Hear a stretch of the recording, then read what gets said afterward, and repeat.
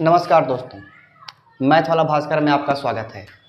दोस्तों, अगर आपको हमारी क्लासेस पसंद आ रही हैं तो प्लीज़ लाइक कीजिए, शेयर कीजिए, सब्सक्राइब कीजिए, जिससे हमारा भी उत्साह बढ़े और आपको अच्छे अच्छे मेथड और कंटेंट मिलते रहें। बेसिक मैथ आपको मिलता रहे जो आपको गणित सीखने में बहुत ही आसान हो जाएगा। दोस्तों, आज हम ज़्यादा समय नहीं लेते हैं और आज हमारा अगला टॉपिक होगा औसत चाल। औसत चाल। दोस्तों, औसत चाल जो होता है ये दो चैप्टर में होता है। एक औसत चाल औसत में होता है और दूसरा चाल समय और दूरी में होता है। दोस्तों, ठीक है, तो हम आज इसी टॉपिक में क्लियर कर देते हैं औसत चाल। तो अगले टॉपिक में जब हम पढ़ेंगे तो उसका और डेफिनेशन पढ़ेंगे। दोस्तों, औसत चाल दो प्रकार का होता है। एक होता है दोस्तों समान दूरी पर और एक होता है असमान दूरी पर, या कह सकते हैं दोस्तों दो से अधिक की दूरी पर। दो से अधिक की दूरी पर, और यहां पे समान दूरी पर या दो दूरियों पर, दो दूरियों पर या दो दूरियों पर अगर हम कह सकते हैं तो कोई दिक्कत नहीं है। दोस्तों, अब इसको समझने के लिए दोस्तों समझना क्या है। समान दूरी पर या दो दूरियों की बात करें तो एक व्यक्ति ए से बी तक की दूरी तय करता है। सपोज डी दूरी, ये जाता है और वापस डी तक वापस आता है, तो ये दोस्तों समान दूरी हो गई। और एक बार गया एक बार आया तो दो दूरी हो गई। तो इस तरह से ये कॉन्सेप्ट बनता है। हो सकता है दोस्तों व्यक्ति ए से बी तक जा रहा है डी दूरी पर, और फिर बी से सी तक भी डी दूरी ही तय कर रहा है। तो इस कॉन्सेप्ट में भी देखिए दो स्टेप दूरियों की हो रही है, इसलिए ये दो दूरी कही जा रही है। और दूरियां समान है, डी और डी समान है, इसलिए ये समान दूरी पर हो जाता है। दोस्तों, इसका जो फॉर्मूला होता है दोस्तों, इसका फॉर्मूला होता है चालों का गुणनफल, दो गुणे चालों का गुणनफल बटे चालों का योग। चालों का योग यह होता है दोस्तों इसका फार्मूला, दो गुणे चालों का गुणनफल बटे चालों का योग। इस कॉन्सेप्ट के जरिए हम समान दूरी पर औसत चाल निकाल सकते हैं। अब दोस्तों देखते हैं असमान दूरी पर या फिर दो से अधिक दूरियों पर। दोस्तों, दो से अधिक दूरियां समान भी हो सकती हैं और असमान भी हो सकती हैं, इसमें कोई प्रॉब्लम नहीं हो सकती। पहले हम बात करते हैं असमान दूरियों पर। दोस्तों, असमान दूरी जैसे ए से बी तक की D1 दूरी इसने तय की और बी से सी तक इसने D2 दूरी तय की। जब ए से बी तक D1 दूरी तय करता है और बी से सी तक D2 दूरी करता है तो यह कहा जाएगा दोस्तों असमान दूरी। भले ही दो ही स्टेप है लेकिन दूरियां असमान है, इसलिए असमान दूरी पर कॉन्सेप्ट पे जाता है। और दो से अधिक दूरी पर दोस्तों सपोज ए से बी डी दूरी तय करता है, फिर बी से सी डी दूरी तय करता है और फिर सी से डी दूरी ही तय करता है, सी से ई तक डी दूरी ही तय करता है। तो दोस्तों यहाँ पे तीन स्टेप दूरियों के हो रहे हैं, इस वजह से ये असमान दूरी वाले कॉन्सेप्ट पर चली जाती है। हो सकता है दोस्तों ये दूरी जो है ए से बी तक D1 हो, बी से सी तक D2 हो और सी से ई तक D3 हो, तो ये कॉन्सेप्ट भी दोस्तों असमान दूरी पर चला जाता है। इसका फॉर्मूला दोस्तों हम यहां पे इस तरह लिखते हैं, तो इसका फॉर्मूला हो जाता है दोस्तों कुल दूरी बटे कुल समय। ये एक फॉर्मूला हो जाता है दोस्तों असमान दूरी पर। दोस्तों, हम इसके कॉन्सेप्ट को भी आपके सामने रखते हैं और साथ ही सवाल भी आपके सामने रखते हैं। तो देखते हैं दोस्तों कॉन्सेप्ट क्या बताता है। हमारा टॉपिक है समान दूरी पर प्रश्न। इसमें मैंने एकदम कॉन्सेप्ट वाइज रख दिया है दोस्तों। सेम यही कॉन्सेप्ट आपके सवाल में आएगा। क्या है, एक कार x किलोमीटर प्रति घंटा की चाल से रायपुर से बंबई गई।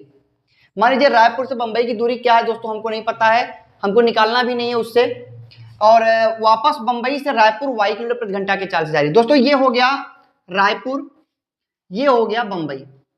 ये रायपुर से बंबई x किलोमीटर प्रति घंटा की चाल से जा रही है। यहां पर पहुंची, अपना काम निपटाया और फिर बंबई से रायपुर y किलोमीटर प्रति घंटा की चाल से वापस आ गई। तो इस प्रक्रिया में दोस्तों औसत चाल क्या होगा उसके बारे में चर्चा करते हैं। तो औसत चाल का मैंने फॉर्मूला लिखा था दोस्तों, 2 गुणे चालों का गुणनफल, अर्थात 2 गुणे x गुणे y बटे चालों का योगफल x प्लस y, ये हो गया दोस्तों हमारा फॉर्मूला। तो दोस्तों फिर से समझते हैं, रायपुर से बंबई की दूरी कितनी है, समान है, क्योंकि रायपुर से बंबई जा रहा है, बंबई से रायपुर वापस आ रहा है। जाते समय उसकी चाल x किलोमीटर प्रति घंटा है और लौटते समय चाल y किलोमीटर प्रति घंटा है। ऐसे कंडीशन में दोस्तों औसत चाल का सूत्र हो जाएगा 2 गुणे चालों का गुणनफल बटे चालों का योग। ठीक है दोस्तों, चलिए हम आगे कॉन्सेप्ट पे बनते हैं, कुछ सवाल इस पे 1-2 सवाल सॉल्व करते हैं, इसके बाद फिर असमान दूरी पर चलते हैं। दोस्तों हमारा क्वेश्चन है, एक कार 40 किलोमीटर प्रति घंटा की चाल से मड़ियाहू से जौनपुर गई। हमारा क्वेश्चन है, एक कार 40 किलोमीटर प्रति घंटा की चाल से मड़ियाहू से जौनपुर गई तथा वापस जौनपुर से मड़ियाहू 60 किलोमीटर प्रति घंटा की चाल से आई। इस पूरी यात्रा के दौरान कार की औसत चाल पूछा गया है दोस्तों। यहाँ पे दोस्तों ये हमको नोटिस करना है कि क्या दूरी समान है। तो देखिए दोस्तों, मड़ियाहू से जौनपुर जा रही है तो जितनी दूरी जा रही है दोस्तों उतनी दूरी मानी जाएगी। मान लीजिए डी दूरी जा रही है, जाने की प्रक्रिया मड़ियाहू से जौनपुर डी दूरी है। वापस जौनपुर से मड़ियाहू अपने घर पे वापस आ रही है, तब भी तो डी ही दूरी तय कर रही है दोस्तों, अर्थात दूरी समान हो गई। अब हमको क्या करना है दोस्तों, चालों का औसत निकालना है, औसत चाल निकालना है। तो औसत चाल का मैंने फॉर्मूला अभी जस्ट आपको लिखाया था, औसत चाल बराबर 2 गुणे चालों का गुणनफल बटे चालों का योग। अब दोस्तों रखते हैं, क्या हो जाएगा, 2 गुणे 40 गुणे 60 बटे 40 धन 60। ठीक है दोस्तों, हल करते हैं, 2 गुणे 40 गुणे 60 बटे 100, 2 0 से कैंसिल, 2 चौके 8 छंग 48 किलोमीटर प्रति घंटा इसकी औसत चाल हो गई। उम्मीद करते दोस्तों ये कॉन्सेप्ट आपके समझ में आया। कुछ करना नहीं था, दूरी देख ली समान है, चालों का औसत चाल निकालना है तो 2 गुणे चालों का गुणनफल बटे चालों का योग करना है।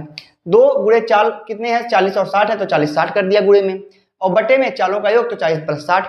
अब दोस्तों काटने के बजाय हमने इन दोनों को जोड़ दिया, तो यहाँ पे 2 गुणे 40 गुणे 60 बटे 100, 2 0 से कट गए, बाकी बचे 2 4 और 6, इनका मल्टीप्लाई कर दिया, 48 किलोमीटर प्रति घंटा की औसत चाल आ गई।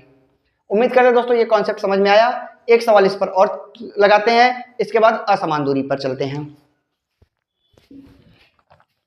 दोस्तों हमारा क्वेश्चन है, एक बस ए से बी तक 80 किलोमीटर प्रति घंटा की चाल से जाती है तथा बी से ए तक 75 किलोमीटर प्रति घंटा की चाल से वापस आ जाती है। पूरी यात्रा के दौरान बस की औसत चाल बताइए। दोस्तों क्या करना है, बहुत ज्यादा काम नहीं करना है, बस सिंपल सा काम करना है। चलिए दोस्तों हम करते हैं क्या, ए से बी तक 80 किलोमीटर प्रति घंटा की चाल से जाती है, अर्थात ए और बी, यहां से बस चली और यहां तक गई, चाल क्या था 80 किलोमीटर प्रति घंटा। उसके बाद वापसी बी से ए तक आई 75 किलोमीटर प्रति घंटा की चाल से। ठीक है दोस्तों, मतलब दूरी तो हमारी समान हो गई, कंफर्म हो गया।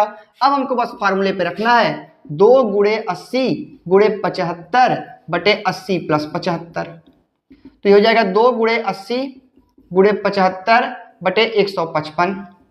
अब दोस्तों काट देते हैं, 5 15, ठीक है दोस्तों, और 5 3 15, 5 1 5 31। अब मल्टीप्लाई करते हैं तो 15 2 और 80, 15 दूना 30 और 3 8 24, 2400 बटे 31 हो जाएगा दोस्तों। तो अब इसको हम भिन्न में बदल देते हैं, मिश्र भिन्न में, और ये हमारा औसत चाल हो जाएगा। कहीं कहीं हो सकता है दोस्तों यही हमारा आंसर हो, किलोमीटर प्रति घंटा औसत चाल हो जाए, और कहीं कहीं इसको हल करना है तो हल करने के लिए 2400 में 31 से भाग दे देते हैं। ठीक है दोस्तों, अब 31 से भाग देने का मतलब कितनी बार जाएगा दोस्तों, 7 बार जाएगा। 7 1 7, 7 3 21, 217 बचा दोस्तों कितना, यहाँ पर 3 और 2 0, फिर 7 बार जाएगा 217, अर्थात कह सकते हैं दोस्तों बचा कितना 13, 77 सही 13 बटे 31 किलोमीटर प्रति घंटा इसकी औसत चाल हो गई। उम्मीद करते हैं दोस्तों औसत चाल की समान दूरी पर आपका टॉपिक क्लियर हो गया होगा। अब हम बात करते हैं असमान दूरी पर और उस पर चर्चा करते हैं।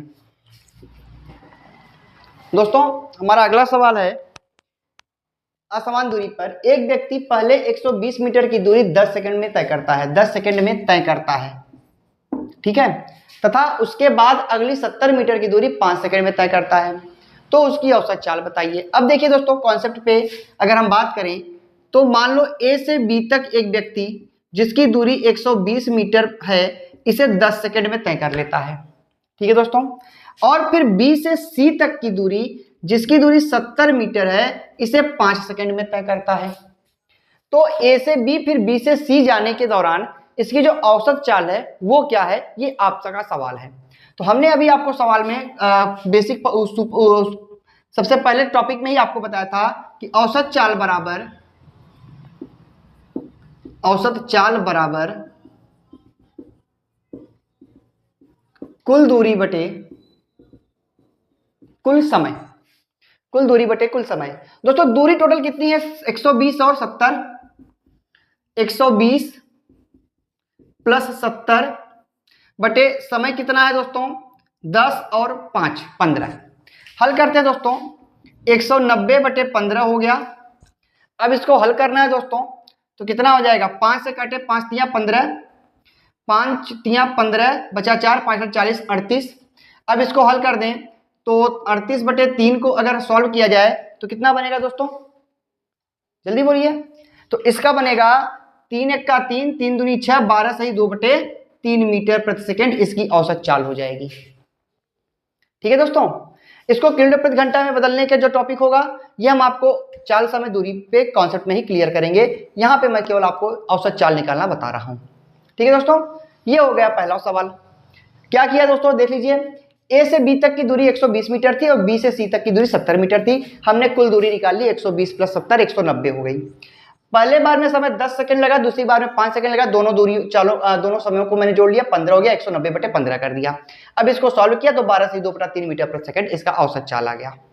नेक्स्ट दूसरे सवाल पर चर्चा करते हैं।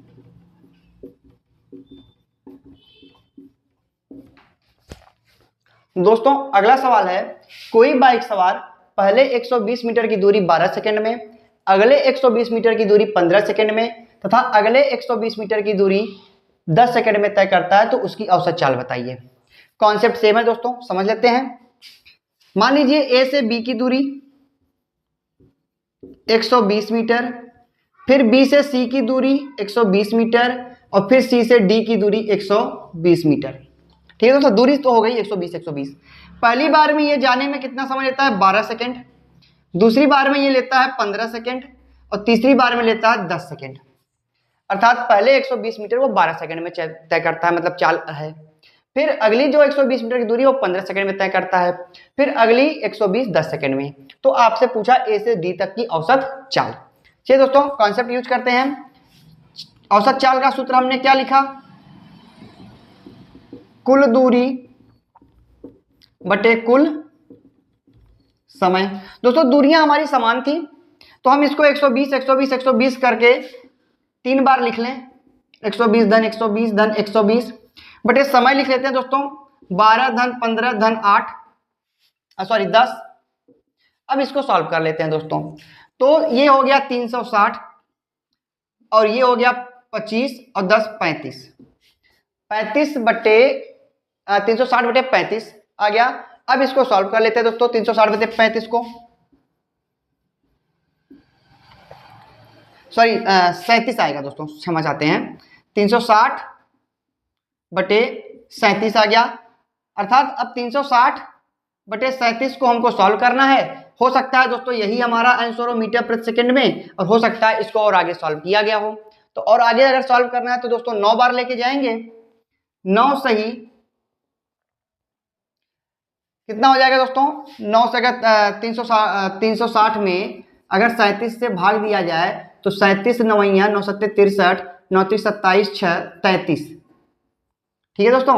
यहाँ बचा 7, यहाँ बचा कितना दोस्तों 2 27, अर्थात 9 सही 27 बटे 37 मीटर प्रति सेकंड इसकी औसत चाल हो जाएगी। तो दोस्तों उम्मीद करते हैं आज की क्लास कुछ ज़्यादा ही एनर्जी के साथ भी थी और साथ ही एक नए टॉपिक पर चर्चा किए, जहाँ पे मैंने कॉन्सेप्ट भी बनाया और सवाल भी लगवाए। अगर आपको ये क्लास पसंद आती है दोस्तों तो प्लीज लाइक कीजिए, शेयर कीजिए, सब्सक्राइब कीजिए, जिससे आपको भी एक अच्छे मार्गदर्शन के द्वारा मैथ आसानी से सिखाया जा सके। धन्यवाद दोस्तों।